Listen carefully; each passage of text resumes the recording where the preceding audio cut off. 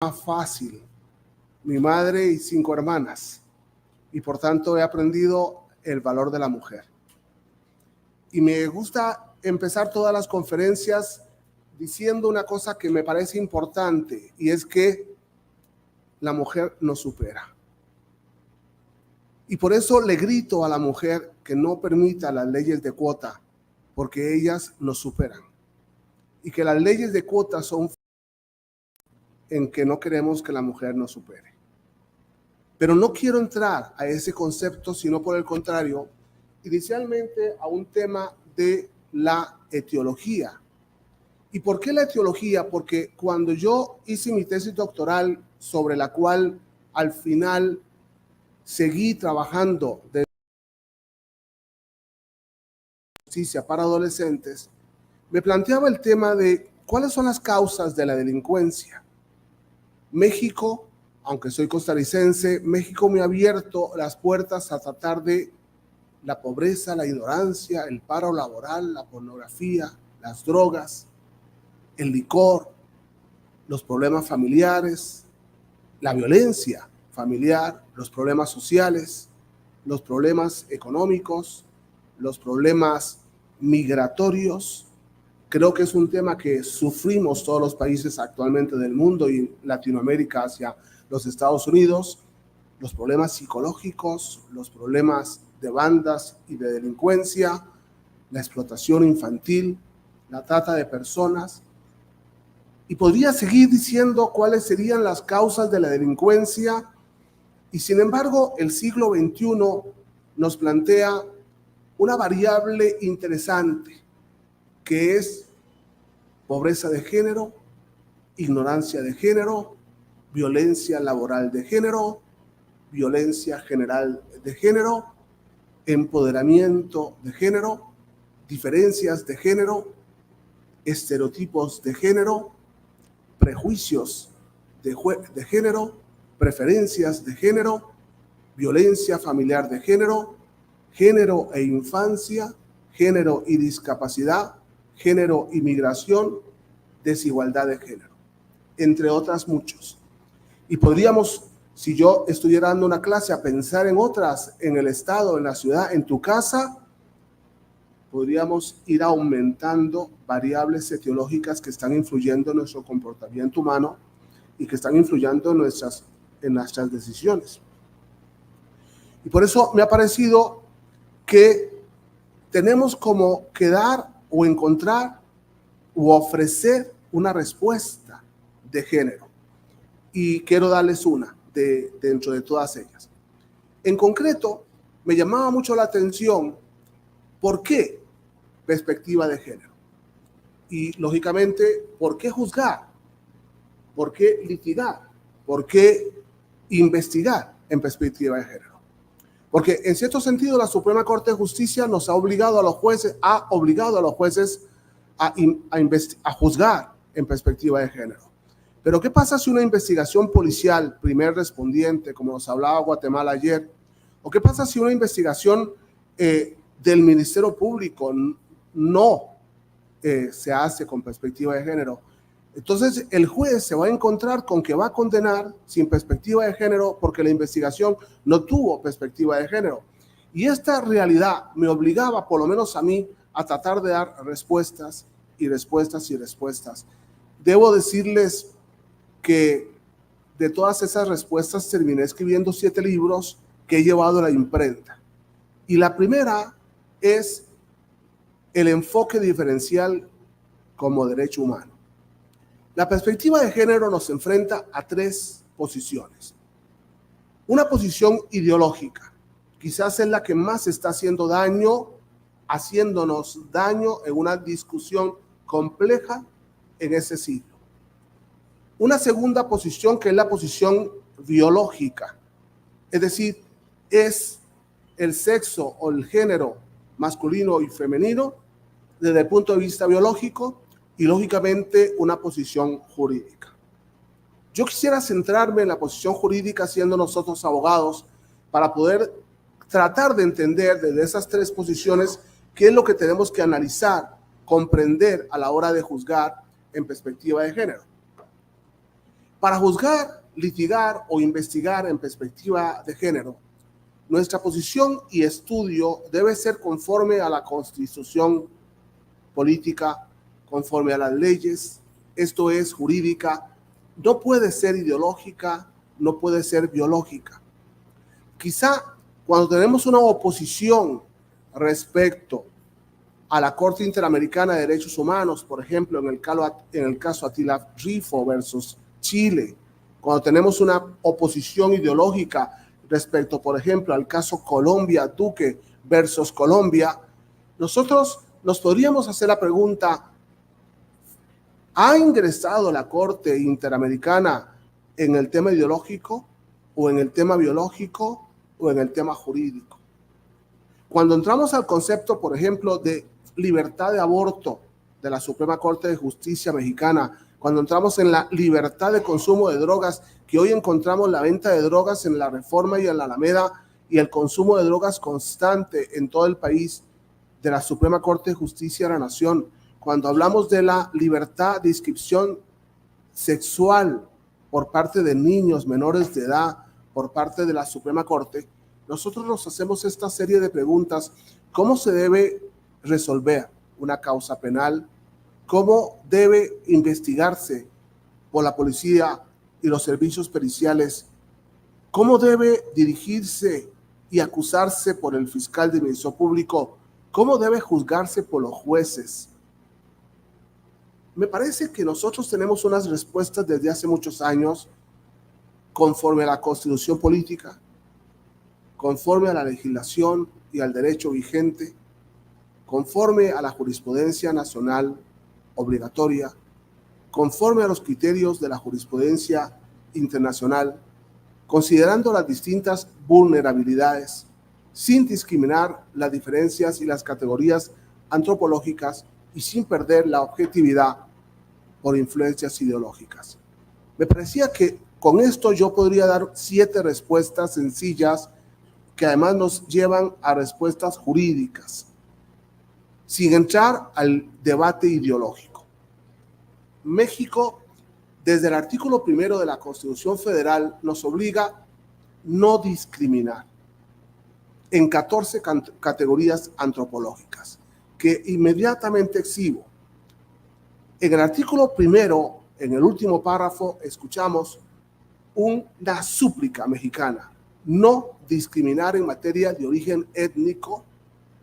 Acabamos de escuchar a la magistrada en el origen étnico y en el origen nacional, en el género, en la edad, en las discapacidades, en la condición social, en la condición de salud, en la religión, en las opiniones, en las diferencias sexuales, en el estado civil y en cualquier otra.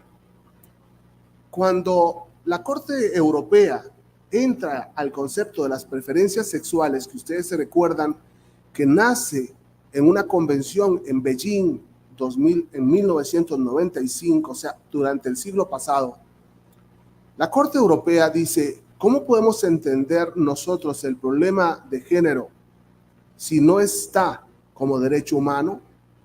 Cuando resulta que hablamos de divorcio y no está en el pacto europeo el divorcio, sino que el matrimonio es el matrimonio entre hombre y mujer. Y cuando resulta que si el matrimonio es solamente entre hombre y mujer, entonces, ¿qué hacemos con los matrimonios de hombre-hombre, de mujer-mujer? Esta preocupación le dice, por lo menos a la Corte Europea, utiliza cualquier otra. Pero México, en el artículo 1 constitucional, dice que atente contra la dignidad y que menoscabe los derechos o libertades. Es una ampliación preciosa, porque podríamos hablar, y yo he llegado a escribir sobre 53 categorías antropológicas que nos distinguen.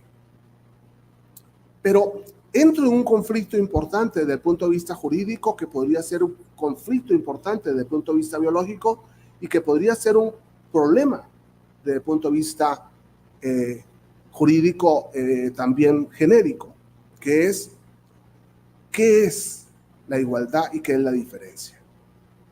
Si nosotros o yo he empezado diciendo que somos distintos, ¿por qué la ONU ha planteado como agenda del milenio el empoderamiento de la mujer? Si yo he considerado que somos distintos, ¿por qué la ONU en la agenda del 2030 nos habla de la empoderamiento de la mujer? Y no dejo de decir ese tema del empoderamiento de la mujer porque me parece que la mujer ya está empoderada, ¿no? Las conferencias que hemos oído ayer y hoy son más de mujeres que de varones. Las mujeres están presidiendo muchas de las grandes instituciones y empezamos a estrenar una primera mujer mexicana que además es un encanto de mujer, ¿no? No solamente como ha empezado haciéndolo, sino como posiblemente lo va haciendo. Había una gran crítica de la doctora Claudia de Denise, y sin embargo, antes de las elecciones, y sin embargo, en una conferencia que escuché de Denise Dresler, ella aplaudía las elecciones de los secretarios de gobierno y de los directivos por parte de Claudia Sheinbaum. Es una mujer bastante interesante. ¿Por qué distinguir entre derecho e ideología?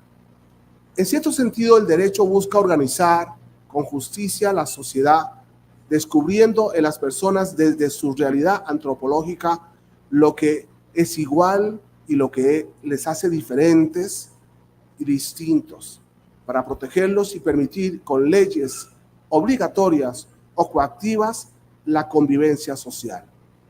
Una definición muy mía de lo que es el derecho.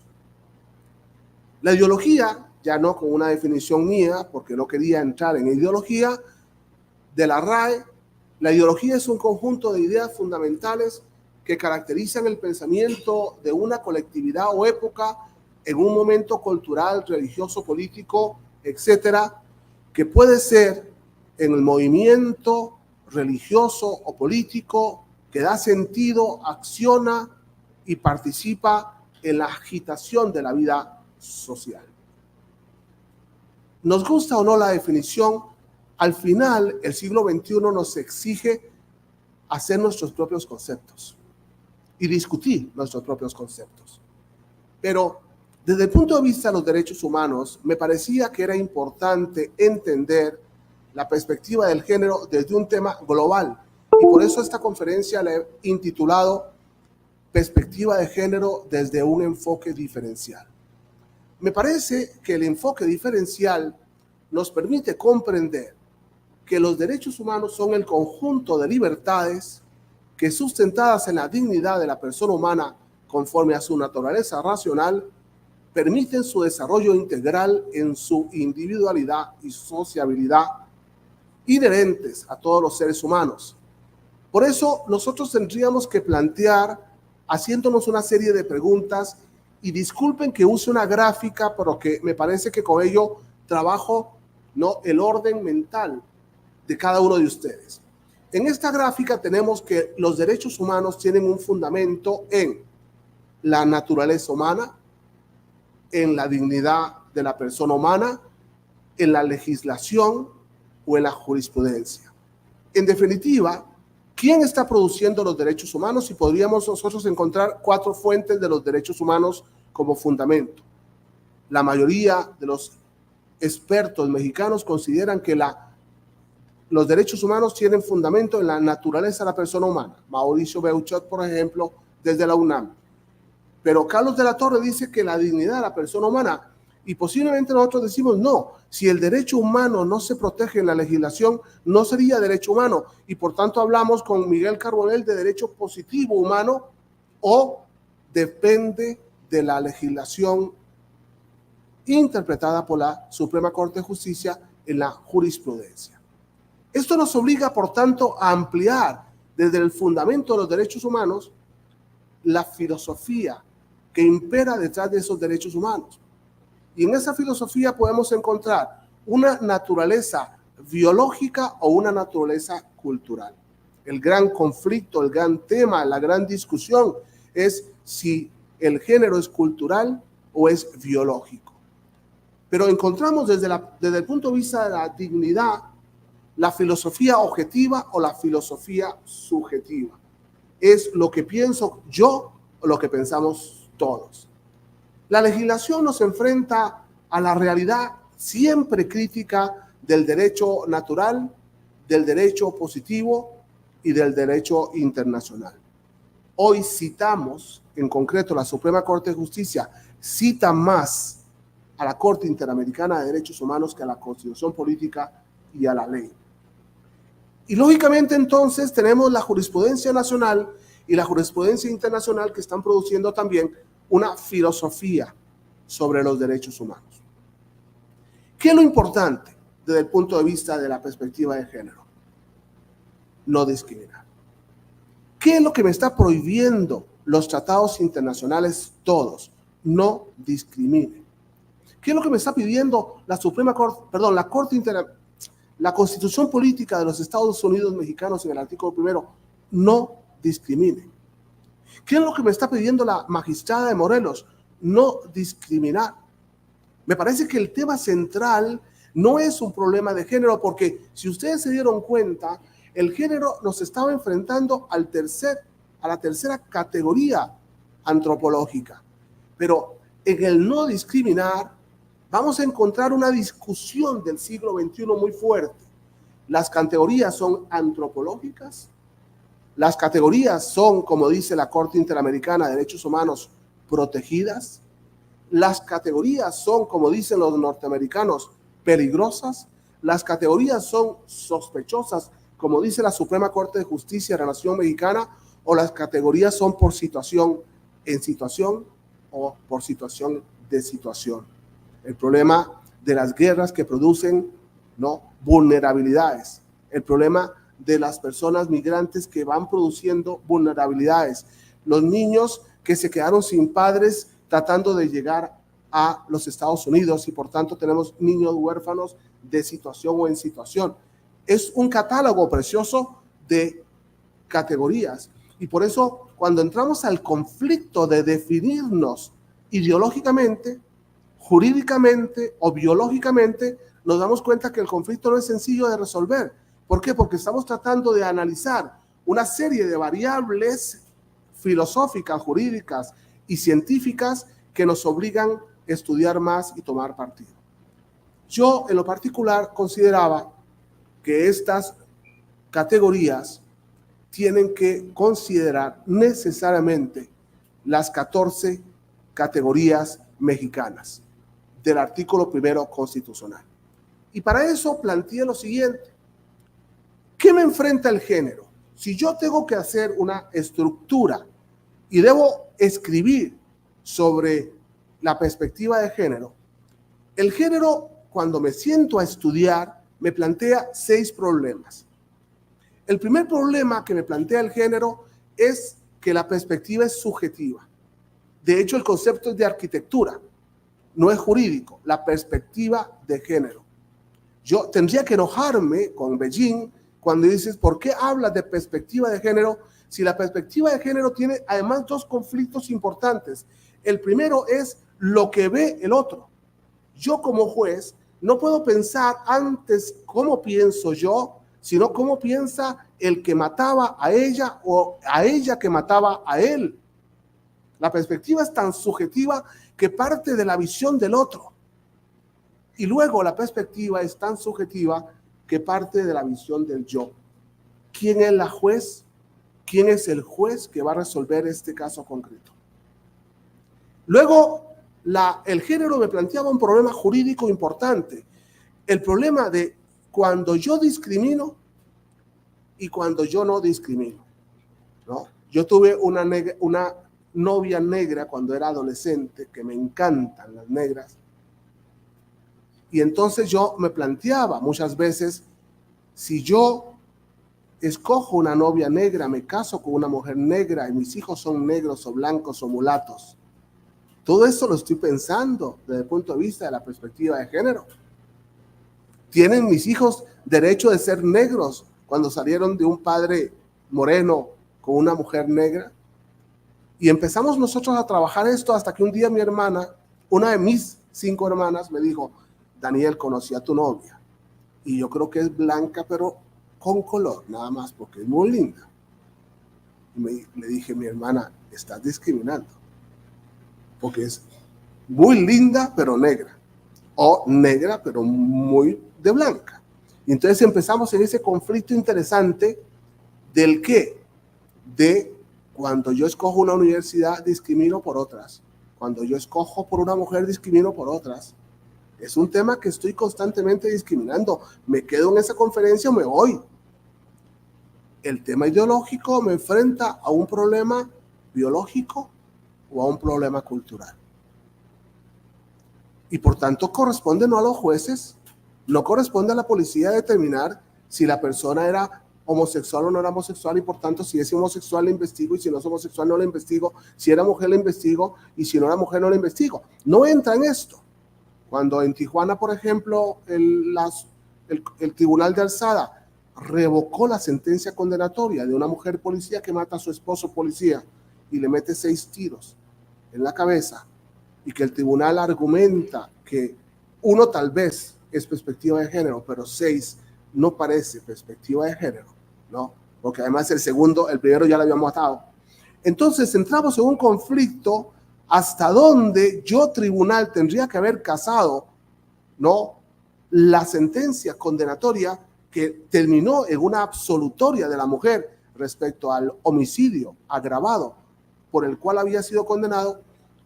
Nosotros podríamos decir: el problema tuyo, tribunal, es que resolviste como biológico o como ideológico y no como jurídico. Y entonces por eso escribí un libro sobre cómo investigar en perspectiva de género, para poder determinar qué es lo que hace distinto matar a una mujer o matar a un hombre. Y entonces las variables deben ser muy importantes.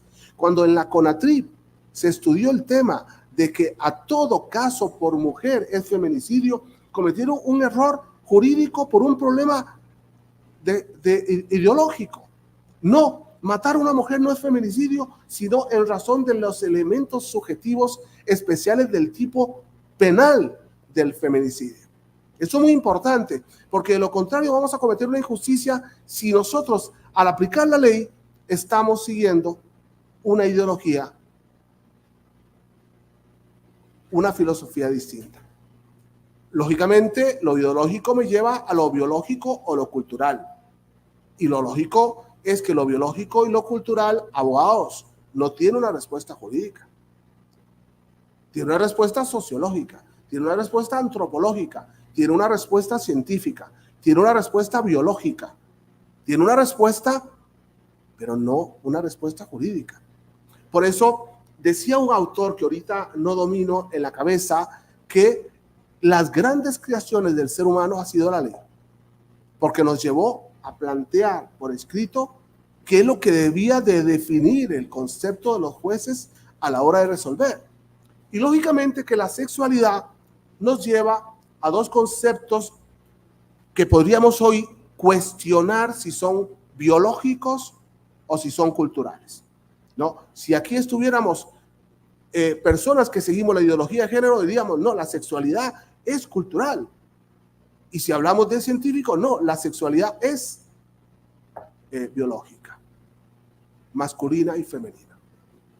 Lógicamente que yo estoy escribiendo, y al escribir tengo que trabajar esta pequeña o grande... tú me estás ahí porque me tengo que cortar. No. Yo tengo que pensar, ¿me cortas, por favor? Sin problemas. Yo tengo que pensar, cuando tengo que estructurar mentalmente al escribir un libro, qué es lo que tengo que enseñar y cómo tengo que exponer al escribir. Y entonces, lógicamente, ante este cuadro que ustedes tienen acá, yo decía: si yo entro en el concepto del género, me voy a enfrentar a un problema importante, y es que el género me enfrenta a una categoría contra o entre 53 categorías distintas. ¿Por qué estoy girando en torno al género? ¿Por qué Beijing me hace girar en torno al género? ¿Por qué la Suprema Corte de Justicia me obliga a girar en torno al género? Los colectivos LGTB me obligan a una relación sexual entre varón y mujer contra 13 relaciones sexuales distintas. De lesbianas, de gays, de bisexuales, de transexuales, de intersexuales, queer, de aliados, de transgénero, de antosexuales, de asexuales, etc. Si nosotros nos hemos enfrentado a lo largo del nacimiento del hombre al problema de la relación entre hombre y mujer, vamos a aceptar ideológicamente las distintas relaciones que nos dan los colectivos LGTB, que además va sumando letras en el LGTB. Me parece que si los jueces, si los policías, si los fiscales caemos en el error de la ideología, vamos a perder la objetividad en la aplicación del derecho. Ese sería el tema. Por el contrario, cuando nos enfrentamos al tema de la sexualidad nos enfrenta a 3 situaciones. La primera, objetiva. Lo que vemos cuando nace un chico, una chica, inicialmente es varón o mujer. Una vulva, un pene. No ignoro todas las distintas variables excepcionales, ¿no? Una en 1 millón, una quizás en muchos millones de personas, que una mujer nace con pene y con vulva, o que un hombre nace con vulva, sin pene. Esas variables se estudian personalmente. Las 3 situaciones del sexo me obligan al sexo objetivo, varón y mujer. Al sexo biológico, masculino y femenino. Y me enfrenta lógicamente a lo jurídico. Y lo jurídico me enfrenta a respetar y me enfrenta a proteger. Cuando yo me planteo, cuando yo capacito, cuando yo me enfrento a jueces, cuando me enfrento a fiscales, José Daniel, ¿qué significa juzgar, investigar en perspectiva de género? Respetar. Y es muy importante, y proteger. ¿Y qué tengo que hacer y respetar y proteger? Tienes que respetar y proteger para no discriminar. ¿Qué pasa si yo soy cristiano y estoy investigando a un judío? Si va a influir negativamente en la investigación, dile a tu jefe, mira, yo a los judíos no los soporto, yo a los católicos no los soporto, yo a los negros no los soporto. Y entonces, a partir de ese momento, estoy tomando una decisión de género interesante para poder investigar con objetividad. Primera idea, no discriminar. Y entonces, al no discriminar, yo necesito saltar. Tengo que sacudirme del género para poder entrar a las 14 categorías antropológicas que me está ofreciendo la Constitución Política de los Estados Unidos Mexicanos. O por lo menos las 53 categorías antropológicas que me están dando un estudio comparado de todos los tratados internacionales. Es muy importante darnos cuenta de que el enfoque diferencial me hace comprender la perspectiva de género.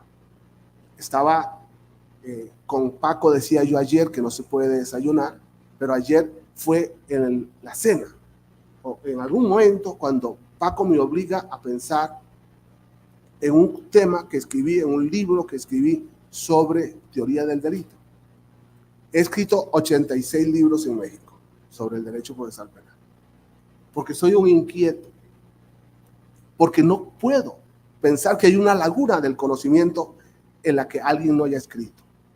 Mi último libro que escribí es La prueba de refutación y refutación de la prueba, que en cierto sentido le podría haber llamado teoría del principio de contradicción. Escribiendo salen y surgen las ideas, pero hablando con Paco surgen mucho más ideas, mucho más problemas y muchas cuestiones que resolver. No, por eso yo he hecho el propósito de que hoy fue el último desayuno con Paco, porque me tengo que ir, ¿no? Pero es muy interesante darnos cuenta de cómo Francisco nos va planteando un montón de complicaciones desde el punto de vista de que, de una perspectiva de género con enfoque diferencial. Déjeme concluir, porque todos somos diferentes, para no discriminar, el enfoque debe ser diferencial. No es posible la igualdad porque todos somos diferentes. El género es una de las 14 categorías que protege la Constitución Federal. Y por eso cuando alguien me pregunta a mí si yo creo o admito la perspectiva de género, me atrevo a decir o responder que sí. Que el problema del género es que pueden dar tantas perspectivas y personas como criterios y opiniones y posiblemente pueda ser muy injusto. Por el contrario, no dejo de decir que aún más. Yo admito el enfoque diferencial porque es objetivo y comprende con todas las categorías antropológicas también la perspectiva de género. En definitiva, cuando vemos multirrazas y multicolores, me gusta decir que el enfoque diferencial no busca la igualdad sexual ni su liberación, busca el respeto de cada una y de cada uno, de todos en sus diferencias. Muchas gracias.